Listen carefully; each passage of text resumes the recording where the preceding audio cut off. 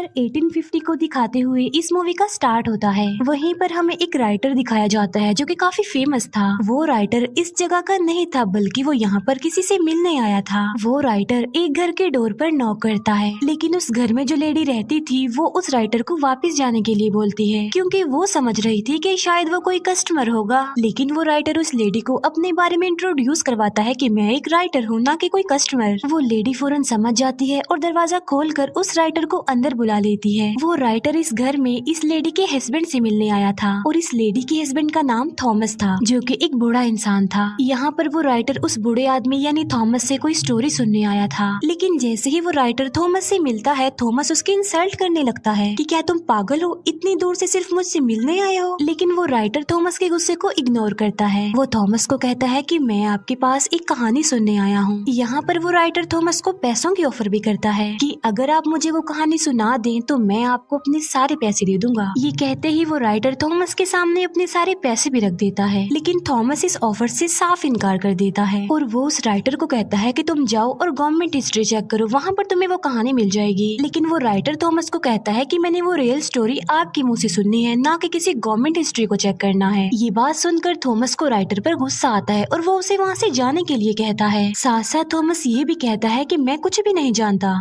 ये बात सुनकर वो राइटर अपसेट होकर वहाँ से जाने लगता है, लेकिन जो थॉमस की वाइफ होती है वो राइटर को वहाँ से जाने नहीं देती, वो उसका रास्ता रोक लेती है। थॉमस की वाइफ राइटर से माफी भी मांगती है उसके हस्बैंड के बिहेवियर पर। थॉमस की वाइफ राइटर को कहती है कि तुम उसकी किसी भी बात का माइंड मत करना, क्योंकि उस स्टोरी के बारे में थॉमस ने आज तक किसी को भी नहीं बताया, इवन मुझे भी नहीं। और यहाँ पर थॉमस की वाइफ खुद थॉमस के पास जाकर उससे रिक्वेस्ट करती है कि वो अपनी स्टोरी सुनाए और उस इंसिडेंट के बारे में जो उनके साथ पेश आया था। तो फाइनली थॉमस अपनी वाइफ की रिक्वेस्ट सुनकर स्टोरी सुनाने के लिए एग्री हो जाता है। दूसरी बात ये है कि वो लोग काफी गरीब थे, उन्हें पैसों की जरूरत भी थी, इस वजह से भी थॉमस को मानना पड़ता है। थॉमस उस राइटर को अपने पास बुलाता है और उससे कहता है कि मैं तुम्हें सिर्फ उतनी ही स्टोरी सुनाऊंगा जितनी तुम बर्दाश्त कर सकोगे, क्योंकि ये कोई आम बच्चों की कहानी नहीं थी बल्कि ये काफी दुखी कहानी थी। थॉमस बताता है कि ये मेरी लाइफ का एक ऐसा इंसिडेंट था जिसने मुझे चेंज कर दिया। और अब थॉमस अपनी कहानी सुनाना स्टार्ट कर देता है। ये ईयर 1820 होता है। ये उस वक्त की बात है जब समंदर में वेल का शिकार किया जाता था। अब क्योंकि वेल का ऑयल काफी महंगा था इसीलिए उसका शिकार किया जाता था। उस वक्त काफी लोग वेल के ऑयल का बिजनेस किया करते थे और ये चीज उनमें कोई नॉर्मल नहीं थी, बल्कि लोगों को तो वेल का शिकार करने का, उसका ऑयल निकालने का बहुत ज्यादा क्रेज था। इवन लोग इस बात पर बेट भी लगाया करते थे कि जितने भी शिप समंदर में जा रहे हैं उसमें से ज्यादा ऑयल कौन सा शिप लेकर आएगा। वहीं पर हमें एक पर्सन दिखाया जाता है जिसका नाम होता है ओवेन। ओवेन जो कि एक कंपनी के लिए काम करता था। ओवेन की एक वाइफ भी थी, इसका मतलब ये था कि वो अपनी लाइफ में बहुत खुश था। ओवेन जिस कंपनी के लिए काम किया करता था उनका काम भी ये था कि वो वेल्स का शिकार किया करते थे। जाहिर सी बात है ये कंपनी भी ऑयल हासिल करने के लिए ऐसा किया करती थी। ओवेन उस कंपनी के हेड से मिलता है। वो ओवेन को बताते हैं कि इस बार हम समंदर में वेल का शिकार करने के लिए अपना सबसे एक्सपेंसिव शिप भेजने वाले हैं। वो लोग ओवेन को कहते हैं कि उस शिप का ऑफिसर हम तुम्हें बनाकर भेजने वाले हैं। ये बात सुनकर ओवेन काफी अपसेट हो जाता है, क्योंकि इन लोगों ने ओवेन से प्रॉमिस किया था कि नेक्स्ट टाइम तुम ही कैप्टन बनोगे, लेकिन उन लोगों ने अपना वादा पूरा नहीं किया क्योंकि वो तो कैप्टन किसी और को बना रहे थे और जिसको वो कैप्टन बनाना चाहते थे उसका नाम जॉर्ज था। जॉर्ज असल में कंपनी के एक ऑनर का बेटा था। इस बार भी कंपनी के वो हेड्स ओवेन से प्रॉमिस करते हैं कि हम नेक्स्ट टाइम तुम्हें ही कैप्टन बनाएंगे। अब क्योंकि ओवेन एक काबिल इंसान था इसीलिए उसकी सैलरी बढ़ा दी जाती है और इसीलिए ओवेन उनकी ये बात मान लेता है और वो उन लोगों को कहता है कि मुझे रिटर्न फॉर्म में दो कि नेक्स्ट टाइम तुम मुझे ही कैप्टन बनाओगे। फिर हम देखते हैं कि ओवेन अपने सफर पर जाने के लिए तैयारियां वगैरह कर रहा था।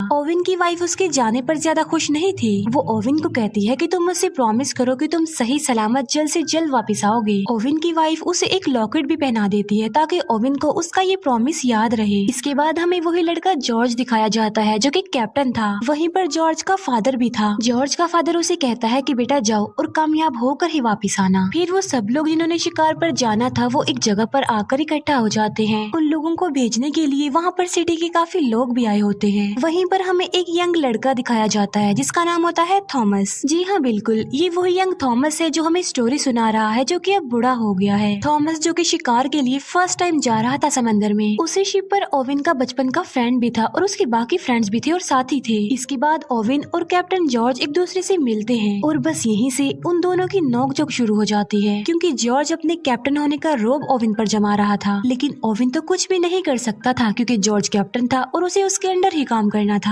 फिर ये लोग अपने सफर पर चल पड़ते हैं और थोड़ी ही दूर जाते ही शिप में खराबी हो जाती है। ऐसा फील हो रहा था कि जैसे शिप एक जगह पर फंस गया हो। लेकिन यहाँ पर ओवेन अपने स्किल्स का इस्तेमाल करके उस डिफिकल्ट कंडीशन को टैकल करता है बहुत अच्छे से। अब जाहिर सी बात है ओवेन ऐसा इसलिए कर पाया क्योंकि वो बहुत ज्यादा एक्सपीरियंस था। लेकिन जो कैप्टन जॉर्ज था वो ऐसा बिल्कुल भी नहीं था। मतलब ये कि उसमें कोई भी ऐसी स्किल्स ऐसी एबिलिटीज नहीं थी। इसीलिए जब वो ओवेन की एबिलिटीज ये स्किल्स देखता है तो वो जेलस हो जाता है ओवेन से और इस बात का बदला वो रात को डिनर पर ओवेन से लेता है। जॉर्ज ओवेन की काफी इंसल्ट करता है कि तुम गरीब हो और सिर्फ एक फार्मर के बेटे हो। अब क्योंकि ओवेन से ये इंसल्ट बर्दाश्त नहीं हो रही थी और वो कुछ कर भी नहीं सकता था, इसीलिए वो वहाँ से उठकर चला जाता है और अपने साथियों को कहता है कि हमने कल सुबह जल्दी उठना है। उस शिप पर हम ये बात नोटिस करते हैं कि गरीब लोगों को ज्यादा इम्पोर्टेंस नहीं दी जाती थी, बल्कि उन्हें हमेशा छोटा ही समझा जाता था। नेक्स्ट डे जॉर्ज फिर से ओवेन को ऑर्डर लगाने लगता है। अब ना चाहते हुए भी ओवेन को जॉर्ज का ऑर्डर मानना ही पड़ता था। लेकिन फिर तभी ओवेन का ध्यान एक समुद्री तूफान पर जाता है। वो ये बात जॉर्ज से शेयर करता है कि आगे समुद्री तूफान है, हमारे लिए खतरा है, इसीलिए हमें शिप को वापस मोड़ लेना चाहिए। लेकिन जॉर्ज ओवेन की ये बात नहीं मानता और शिप को तूफान में ही ले जाने का ऑर्डर दे देता है। और जब वो लोग तूफान में एंटर करते हैं तो वो लोग वहाँ पर फंस जाते हैं। तूफान में भी ओवेन चिल्ला रहा होता है कि शिप को वापस मोड़ लिया जाए जल्दी से। लेकिन जॉर्ज अभी तक अपनी जिद पर ही अड़ा हुआ था और वो शिप को और ज्यादा तूफान के अंदर ले जाता है। ऐसा करने से उनके लिए काफी खतरा था, उनकी जान का खतरा, शिप डूबने का खतरा। लेकिन किसी तरह करके वो तूफान से बाहर आ जाते हैं। इसके बाद जॉर्ज ओवेन को कहता है कि तुम सबके सामने मुझसे सॉरी बोलोगे और हम इस शिप को वापस अपने आइलैंड पर लेकर जाएंगे। इसका मतलब ये है कि हम वेल का शिकार किए बगैर ही यहाँ से वापस चले जाएंगे। लेकिन यहाँ पर ओवेन जॉर्ज को काफी समझाने की कोशिश करता है कि देखो, सिचुएशन को समझने की कोशिश करो, हम वापस खाली हाथ नहीं जा सकते क्योंकि ये बहुत सारे लोगों की जिंदगियों का सवाल है। वो लोग हमारा इंतजार कर रहे हैं कि हम तेल लेकर ही वापस लौटेंगे। और यहाँ पर ओवेन जॉर्ज को राजी कर लेता है। इसीलिए वो लोग वापस जाने की बजाय अपने सफर के लिए आगे बढ़ते हैं। इसके बाद हमें डायरेक्ट 3 महीने बाद का सीन दिखाया जाता है और वो लोग एक ऐसी जगह पर पहुंच जाते हैं जहाँ पर उन्हें बहुत सारी वेल्स मिल जाती हैं। वो लोग वेल्स का शिकार करने के लिए अपनी बोट पर ही निकल जाते हैं। तभी ओवेन एक वेल पर अटैक कर देता है और वो वेल पहले तो बचने की काफी कोशिश करती है लेकिन फिर वो मर जाती है। बाद में वो लोग उस वेल को शिप पर ले आते हैं और वो लोग उसका तेल निकालने लग गए। उन लोगों ने अब वेल के अंदर भी तो किसी को भेजना ही था। अब क्योंकि थॉमस साइज में काफी छोटा था, इसीलिए ओवेन वेल के अंदर थॉमस को भेजता है। फिर शिकार किए उन्हें काफी दिन गुजर जाते हैं लेकिन अब उन्हें कोई भी शिकार नहीं मिल रहा था। और मुसीबत की बात तो ये थी कि उनके खाने का सामान भी खत्म हो रहा था। अब क्योंकि वो लोग ज्यादा आगे तक नहीं गए थे, इसीलिए वो बीच में एक आइलैंड पर रुक जाते हैं। वहीं पर वो लोग एक कैप्टन से मिलते हैं और वो भी वेल के शिकार के लिए ही वहाँ पर आया था। वो सब लोग उस आदमी से मिलते हैं और वो उन लोगों को अपने शिकार की आखिरी कहानी सुनाता है।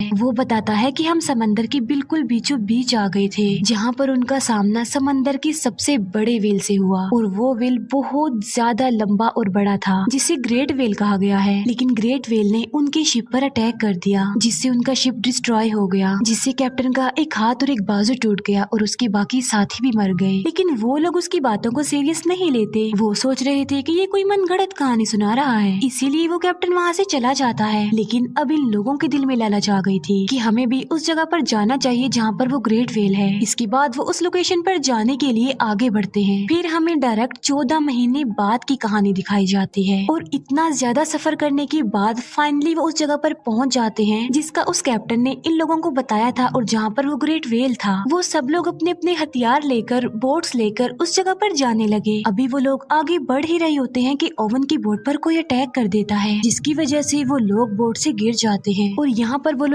फर्स्ट टाइम अपनी आंखों के सामने इतना बड़ा वेल, वो ग्रेट वेल देखते हैं। ये बिल्कुल वैसा ही वेल था जैसे उस कैप्टन ने स्टोरी सुनाई थी, लेकिन वो ग्रेट वेल फिर वहाँ से जाने लगी। लेकिन ओवेन के जो बाकी साथी थे वो अभी तक बोट में ही बैठे हुए थे, इसीलिए मौके का फायदा उठाकर वो एक वेल पर अटैक कर देते हैं, जिससे वो वेल को तो मारने में कामयाब हो जाते हैं। लेकिन उन्हें ऐसा करता देख वो ग्रेट वेल देख लेती है, इसीलिए वो सीधा आकर उनकी शिप पर ही अटैक कर देती है, जिसकी वजह से शिप डूबने लगती है। जॉर्ज भी बोट में बैठा हुआ ये सब कुछ देख रहा था, इसीलिए वो उस वेल को वहीं पर छोड़कर वापस अपने शिप की तरफ आने लगता है। अब क्योंकि उनका शिप डूबने लगा था तो इसीलिए जॉर्ज सबको ऑर्डर देता है कि वो शिप को छोड़ दे जल्दी से। वो सब लोग अब बोट्स में आ गए और जितना भी खाना पीना उनके हाथ लग गया था वो उसे ले लेते हैं। इसके बाद नेक्स्ट मॉर्निंग हम देखते हैं कि वो वहाँ से निकलने के लिए समुद्री मैप को देख रहे थे, लेकिन उन लोगों का वहाँ से निकलना अब काफी मुश्किल हो गया था, क्योंकि वो लोग फिर से एक समुद्री तूफान में फंस चुके थे। इसी तूफान में ओवेन का बचपन का फ्रेंड भी काफी इंजर्ड हो जाता है। अब आहिस्ता आहिस्ता दिन गुजरने लगे। ओवेन अपनी जख्मी फ्रेंड की मदद किया करता था, जबकि ओवेन के बाकी साथियों को वो सिर्फ बोझ ही लग रहा था और कुछ नहीं। इसके बाद हमें 1 महीने बाद की स्टोरी दिखाई जाती है, जहाँ पर इन लोगों के पास अब खाना भी खत्म हो गया था। उनकी हालत इतनी ज्यादा खराब हो गई थी कि अनकरीब वो मरने वाले थे। लेकिन तभी उनके एक साथी को जमीन नजर आ जाती है, इसीलिए उन्हें थोड़ी तसल्ली हो जाती है और वो उस जमीन की तरफ जाने लगते हैं। अभी वो लोग बस किनारे तक पहुँचने ही वाले होते हैं कि ओवेन को वहाँ पर कुछ फील होता है, और वो कोई और नहीं बल्कि ग्रेट वेल थी,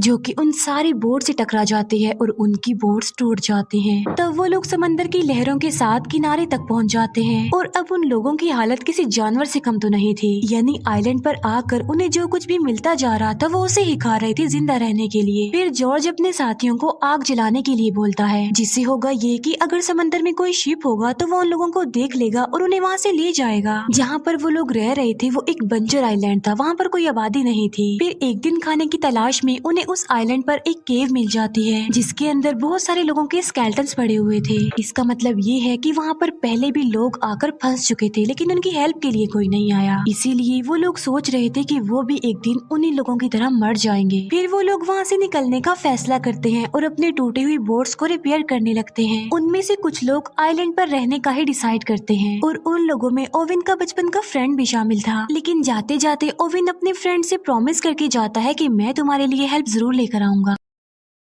फिर इसके बाद हमें 48 दिन बाद की कहानी दिखाई जाती है, और उन लोगों का काफी बुरा हाल था। खाए पिए बगैर वो लोग बहुत मुश्किल से ही जिंदा थे। और फिर हमें दिखाया जाता है कि उनका एक साथी मर जाता है। तब ओवन का एक फ्रेंड उसकी डेड बॉडी को समंदर में फेंकने वाला था, लेकिन फिर वो लोग एक काफी अजीब चीज डिसाइड करते हैं। वो डिसाइड करते हैं कि हम इसको फेंकेंगे नहीं बल्कि हम इसको खा लेंगे। अब क्योंकि ऐसा करना तो उनके लिए काफी मुश्किल था, लेकिन इसके अलावा उनके पास और कोई ऑप्शन भी तो नहीं था। सब लोग इस बात की वजह से काफी अपसेट भी होते हैं, लेकिन जिंदा रहने के लिए अब उन्हें कुछ तो करना ही था ना, क्योंकि वो एक ऐसी सिचुएशन में फंस गए थे कि वो बिल्कुल बेबस थे। इसीलिए वो अपने उस फ्रेंड को खा लेते हैं, और कहानी फिर वापस से प्रेजेंट टाइम में आ जाती है, जहाँ पर हमें बूढ़ा थॉमस दिखाया जाता है। जहाँ पर थॉमस काफी दुखी था कि उन्हें अपने ही साथियों की डेड बॉडी को खाना पड़ा। लेकिन तभी ओवेन की वाइफ भी वहाँ पर रोते हुए आ जाती है। वो अपने हस्बैंड की दुख भरी कहानी सुनकर और ज्यादा दुखी हो गई थी। फिर वो थॉमस को कहती है कि इसकी आगे की स्टोरी सुनाओ। फिर उस इंसिडेंट के बाद 1 महीने बाद का सीन दिखाया जाता है, जहाँ पर ये लोग अभी तक समंदर में फंसे हुए थे और वहीं पर भटक रहे थे। अब क्योंकि भूख की वजह से उनका काफी बुरा हाल था, इसीलिए वो मजबूर होकर सरवाइव करने के लिए आपस में ही एक गेम खेलते हैं, जिस गेम में अगर कोई हार जाता था तो उसे मार दिया जाता था, और बाद में वो सारे साथी मिलकर उसे खा लेते थे। फिर एक दिन वो कैप्टन जॉर्ज हार जाता है। जॉर्ज अपने कजन को गन देकर कहता है कि तुम मुझे शूट कर दो और मुझे मार डालो, लेकिन जॉर्ज का वो कजन उसे शूट करने की बजाय खुद को ही शूट कर लेता है और बाकी लोग उसे खा लेते हैं। फिर एक दिन उन्हें फिर से वही ग्रेट वेल दिखाई जाती है। तब ओवेन उस वेल पर अटैक करने ही वाला होता है कि तभी ओवेन उस वेल की आंख देख लेता है, इसीलिए ओवेन उस वेल पर अटैक नहीं करता और वो भी वहाँ से चली जाती है। फिर काफी दिन बाद एक शिप दिखाया जाता है, और उस शिप के लोग जॉर्ज की बोट को देख लेते हैं, इसीलिए वो लोग उनकी हेल्प करते हैं। और जब शिप का कैप्टन ये देखता है कि बोट में इंसानी हड्डियां पड़ी हुई हैं, तो वो काफी शॉक्ड रह जाता है। और वो बोट जिसमें ओवेन और थॉमस थे क्योंकि वो तो दूसरी बोट से अलग हो चुकी थी। ओविन और थॉमस का काफी बुरा हाल था, वो मर रहे थे। लेकिन फिर तभी ओविन की नजर एक शिप पर पड़ती है और वो हेल्प के लिए उस शिप को बुला लेते हैं और फिर इस खतरनाक सिचुएशन से वो बाहर आ जाते हैं। फाइनली उन लोगों को बचा लिया जाता है और कुछ दिनों बाद उन्हें उनके घर पर लाया जाता है, जहाँ पर सिटी के लोग उन लोगों को देखकर काफी हैरान रह जाते हैं, क्योंकि उन्होंने तो एक्सपेक्ट किया था कि ये तो कब से ही मर चुके होंगे। वहीं पर ओविन की वाइफ भी उसके लिए वेट कर रही थी। ओविन की वाइफ जल्दी से उसके पास आती है और वो दोनों मिलते हैं। फिर उसी दिन ओविन और थॉमस मिलते हैं, जहाँ पर ओविन थॉमस को निशाने के तौर पर अपनी वेल पिन दे देता है। इसके बाद कंपनी के लोग ओविन और जॉर्ज को बुलाते हैं उनसे स्टोरी सुनने के लिए, जो उनके साथ समंदर में बीत चुका।